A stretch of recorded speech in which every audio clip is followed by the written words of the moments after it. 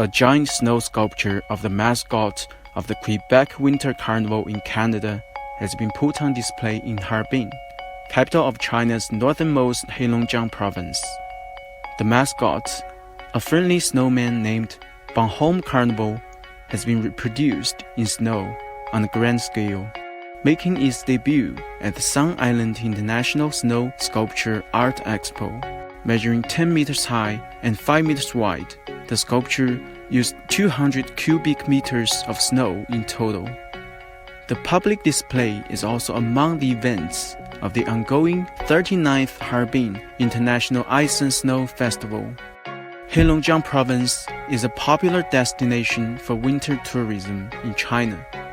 The provincial capital Harbin has gained international attention for its Ice and Snow Festival, which features massive, elaborate ice sculptures, competitions, and winter sports.